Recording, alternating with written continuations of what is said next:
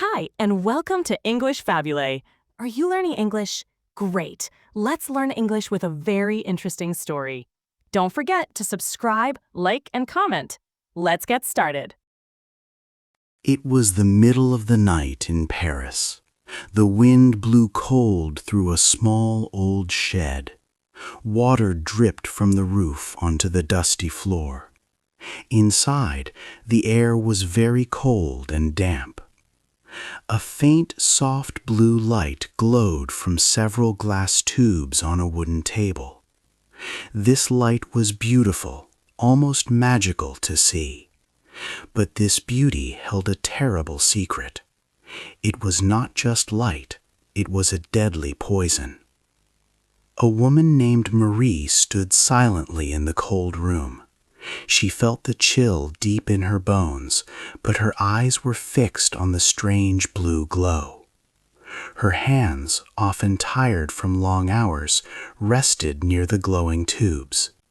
She was alone with her discovery. Marie loved her work more than anything else. She spent all her time studying these new things. She knew she was finding something important, something new for the world. But the very light she loved, the thing she worked so hard to find, was silently hurting her body. It was slowly taking her life away, without her even knowing it fully. This was the big challenge in Marie's life. She had to choose between becoming famous for science and giving up her own health. She wanted to know more, to discover new things, even if it cost her everything. Marie's life did not start easy. She grew up in Poland, a country that was not free. Her family was not rich. For some years, she worked as a governess, teaching children to help her family. No one would have guessed that this quiet woman, working alone in a cold shed, would soon become the most famous scientist in the world. Her journey was difficult. It was a story of a young girl with big dreams who fought many problems to change science forever. This is her story. A hard life in Poland. Maria Skłodowska was born in Warsaw, Poland in 1867. At that time, Russia ruled Poland, and life was very hard for Polish people. Russian leaders wanted them to forget their own culture and language. Maria's family, who were respected teachers, faced constant struggles. Her family had lost their land and money. This happened because they supported Polish efforts to be free from Russia. Maria's father, Władysław, taught science, but lost his job for showing love for Poland. With less money, the family took students into their home to earn a living. This financial struggle weighed heavily on them. Tragedy visited Maria's home more than once. Her older sister, Zofia, died from a serious sickness. Then, when Maria was only 10, her mother, Bronislava, passed away from tuberculosis. These sad events left a deep emotional void in young Maria. She tried to fill it with hard work and a hunger for knowledge. As Maria grew, she wanted to study more. But women in Poland could not attend official universities. But this did not stop Maria. She and her elder sister, Bronislava, joined a secret school. It was called the Flying University. This dangerous school moved from place to place to avoid Russian police, offering forbidden education to women who risked imprisonment. Maria studied hard, dreaming of a scientific future. But her family still needed money, so Maria made a difficult agreement with Bronislava. Bronia wanted to study medicine in Paris, France. Maria promised to work for several years, sending money to Bronia for her studies. In return, Bronya would later help Maria go to Paris to pursue her own scientific dreams. For years, Maria worked as a governess, teaching children in wealthy homes and saving almost every coin. During this time, she fell in love with Kazimierz Żurawski, the son of one employer. But his parents rejected their marriage because Maria was poor and Kazimierz could not oppose them. This heartbreak deepened Maria's desire to escape her difficult life. Maria waited patiently, working and studying on her own for her turn. She watched her sister leave for Paris, knowing her own dreams were delayed. Would Maria ever truly escape Poland and follow her passion for science? Her path to becoming a scientist seemed long, full of sacrifice and very uncertain. 3. Love and work in Paris. Maria arrived in Paris in 1891, ready to chase her dream. But life remained very difficult. She lived in a small, cold attic room in the Latin Quarter, near the university. She had very little money. During the harsh Parisian winters, she would wear all her clothes just to keep warm. Marie was so deeply focused on her studies in physics, chemistry, and mathematics that she often forgot to eat. Sometimes she felt so weak that she even fainted from hunger. She studied hard all day and tutored students in the evenings to pay her tuition and living costs. This period showed her incredible strength and how much she dedicated herself to her education. In 1894, Marie met Pierre Curie. He was a respected teacher and scientist. A Polish physicist friend introduced them because Marie needed more space for her research on the magnetic properties of steel. Pierre, though he didn't have a large laboratory, found a small area where she could work. From their very first meeting, it was clear they shared a special bond, a deep, mutual love for science. Their conversations were not about everyday things, but about atoms, energy, and the unknown parts of the world. They found a true connection in their love for learning and discovery. It was a meeting of brilliant minds, leading to a unique partnership. Pierre was quickly captivated by Marie. He soon proposed marriage. Marie hesitated because she still hoped to return to Poland to work. Pierre, however, declared he would even move to Poland with her, ready to teach French if needed. Marie went back to Warsaw for a summer, but found no scientific work for a woman. A letter from Pierre convinced her to return to Paris to pursue her PhD. On July 26, 1895, they married in a simple ceremony. Marie did not wear a traditional white bridal gown. Instead, she chose a practical dark blue outfit, which she would use as her laboratory clothing for many years. This choice showed their focus on science above all else. They found great joy in long bicycle trips together, becoming partners in every part of life. Their shared scientific goals soon led them to a groundbreaking discovery. In 1895, Wilhelm Röntgen found X-rays. A year later, Henri Becquerel discovered that uranium salts gave off similar mysterious rays. Marie decided to study these uranium rays for her doctoral degree. She used a special device, an electrometer, that Pierre and his brother had invented. With this, she found that uranium minerals, like pitchblende, produced rays much stronger than pure uranium. She believed this meant that pitchblende held a tiny amount of a new, unknown element, far more powerful than uranium itself.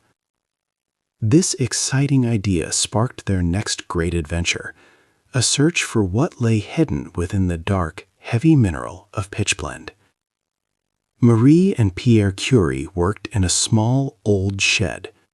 It was not a good place. The roof leaked and it was cold inside. But Marie had a strong idea.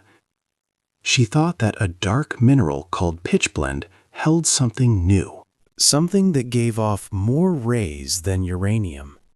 They started with a small amount, just 100 grams, but soon they knew they needed much more. They bought tons of pitchblende. Big sacks of it filled their shed.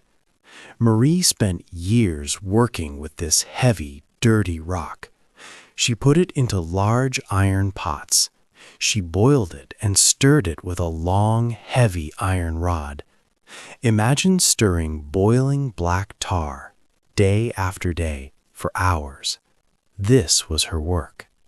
Pierre helped too, but Marie did most of this hard, physical labor. For 4 long years, Marie and Pierre did this difficult work. They used strong chemicals to separate the parts of the pitchblende. Step by step, they got closer. Then they found it. A new element, never seen before. Marie named it polonium to honor her home country, Poland. A few months later, they found another. This one shone with a soft, beautiful blue light in the dark. It was incredibly powerful. They called it radium, from the Latin word for ray. Their discoveries changed science forever. They also gave a new name to the strange rays these elements made, radioactivity. In 1903, a great honor came. Marie and Pierre, with Henri Becquerel, won the Nobel Prize in Physics. It was for their amazing work on radioactivity. Marie was the first woman ever to win a Nobel Prize. People around the world celebrated their success. But this great triumph came at a high cost. All those years they had worked closely with the new elements. They did not know how dangerous the rays were. Marie often carried test tubes with radium in her pocket. She kept them in her desk drawer, enjoying their soft glow in the dark. Their hands were often burned and scarred from the chemicals and the unknown rays. Pierre was often sick. He felt tired and weak. The blue light that seemed so magical was silently hurting them. Their greatest discovery, the source of their fame, was also a hidden threat. This danger, unknown at the time, would stay with them. 5. A terrible accident. Life for Marie and Pierre Curie seemed stable and full of promise. They had won a great prize for their science and were working hard. But then a very sad event happened. In April of 1906, tragedy struck. Pierre Curie was walking in Paris. It was raining heavily that day. As he crossed Rue d'Arhein, a large horse-drawn cart came. The cart hit Pierre, and he fell. He died right away from a broken skull. It was a sudden and terrible accident. Marie was completely broken by this news. Her beloved husband and scientific partner was gone. She felt a deep, terrible sadness that filled her days and nights. The world lost its bright colors for her. She cried often and felt lost. For a time, she thought about leaving science forever. It was too painful to continue without Pierre. The future seemed dark and empty without him beside her in the laboratory. But Marie was a strong woman. She had a great love for science and a strong will. Just a few weeks after Pierre's death, something important happened. The physics department at the University of Paris offered Marie her late husband's teaching chair. This was a very big moment. It meant she would become the first woman professor at the Sorbonne, a famous university. She decided to accept this new role. She hoped to honor Pierre's memory and continue their important work. Returning to the lecture hall was not easy. It was the same room where Pierre had taught his students. Every corner must have reminded her of him. But Marie stood tall. She began her first lecture, taking over from Pierre. She spoke with a clear, strong voice, even with a heavy heart. She showed great strength and determination. Marie continued their research, pushing through her grief. She did it for science, and she did it to remember Pierre. Her perseverance in such a difficult time was an inspiration to many. 6. Scandal and War. Marie Curie faced a difficult new challenge years after Pierre's death. This was not a problem in the lab, but with public opinion. In 1911, newspapers began to talk about Marie and a married physicist named Paul Langevin. He had been a student of Pierre's. Langevin and his wife were living apart. The newspapers attacked Marie, calling her a foreigner and spreading untrue stories about her. They criticized her personal life and used her Polish background against her. She was wrongly shown as someone who broke up a family. This public attack came from people who opposed her, even in the scientific world. It was a big scandal. Because of this negative press, when Marie returned from a trip, she found an angry crowd outside her house. People were shouting bad things. Marie had to quickly take her daughters to a friend's home to be safe from the mob. This was a very frightening time for them. Despite this personal trouble, Marie's scientific work was still greatly recognized. In 1911, she won her second Nobel Prize, this time in chemistry. The prize was for her amazing discoveries of radium and polonium, and for isolating pure radium. She was the first person ever to win 2 Nobel Prizes. However, the head of the Nobel Committee, Svante Arrhenius, tried to stop her from coming to the award ceremony in Sweden. He felt the scandal made her unworthy. Marie replied strongly that the prize was for her scientific work, which had no connection to her private life, and that she would be there. Marie traveled to Stockholm and proudly accepted her second Nobel Prize. Soon after, World War I began. Marie saw many soldiers were seriously hurt and needed help quickly. Doctors needed X-rays to see injuries inside their bodies on the battlefield to save lives and limbs. Marie quickly learned about medical X-rays, human anatomy, and car mechanics. She found X-ray machines, vehicles, and power generators. She then created mobile X-ray units, which soldiers called petite Curies, or little Curies. These were like small X-ray labs on wheels that could go to the front lines. Marie became the director of the Red Cross Radiology Service. She set up France's first military radiology center in late 1914. With her 17-year-old daughter, Irene, and other assistants, Marie organized 20 mobile X-ray vehicles and 200 X-ray units in field hospitals during the first year of the war. She also trained other women to work as X-ray aides. Marie even used her own rare gram of radium to make special needles for treating infections. It is believed that over 1 million wounded soldiers were helped by her X-ray units. Marie worked tirelessly, often on the battlefield, saving countless lives and limbs.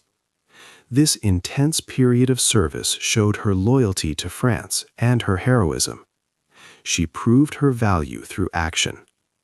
Despite her huge contributions, the French government never gave her an official award for her war efforts. She tried to donate her gold Nobel Prize medals to help the war, but the French National Bank refused them. Instead, she bought war bonds with her Nobel Prize money, showing her personal sacrifice for her country. 7. Famous but sick. After the First World War, Marie Curie was a global icon. People everywhere knew and praised her work. In 1921, she toured the United States to raise money for vital research. Large crowds welcomed her. They treated her like royalty, eager to see the brilliant scientist. Marie needed 1 gram of pure radium, an incredibly expensive substance for her studies. The American people gave her the money, and President Warren G. Harding personally welcomed her at the White House, presenting her with the radium.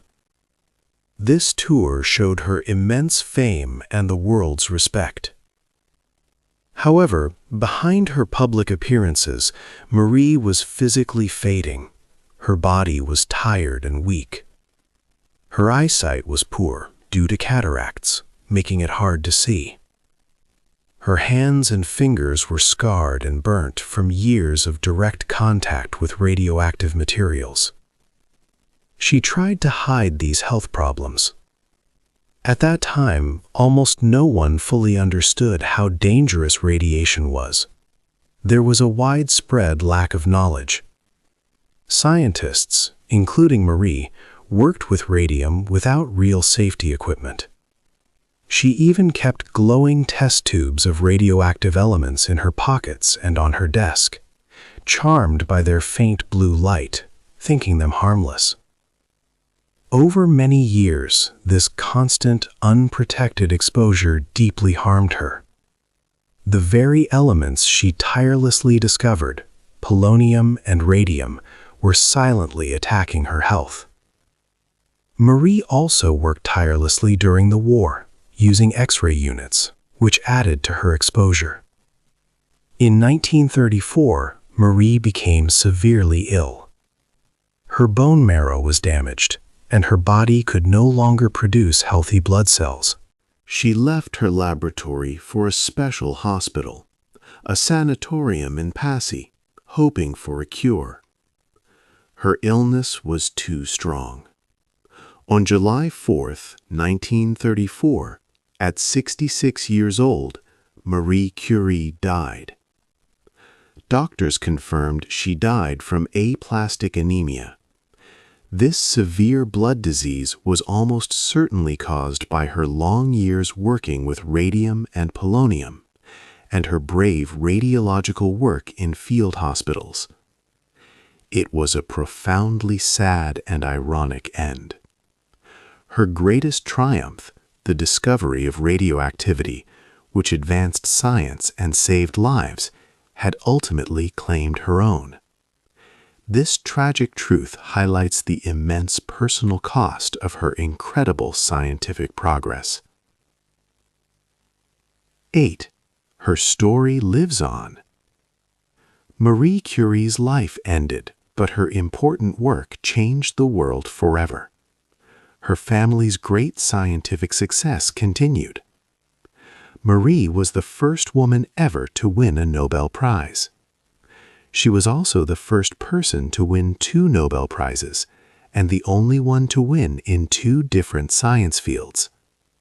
Her daughter, Irene Joliot-Curie, and her son-in-law, Frederick Joliot-Curie, also won a Nobel Prize. This made the Curie family famous for earning 5 Nobel Prizes in total. Many years after her death, in 1995, Marie Curie received a very special honor. Her body, along with Pierre's, was moved to the Pantheon in Paris. This is a very important building where France honors its greatest heroes. Marie Curie became the first woman to be buried there entirely because of her own amazing achievements.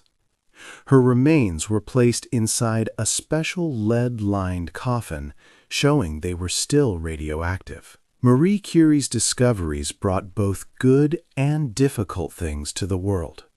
Radiation could help treat cancer and save lives. Doctors still use X-rays today, a technology she helped create for soldiers.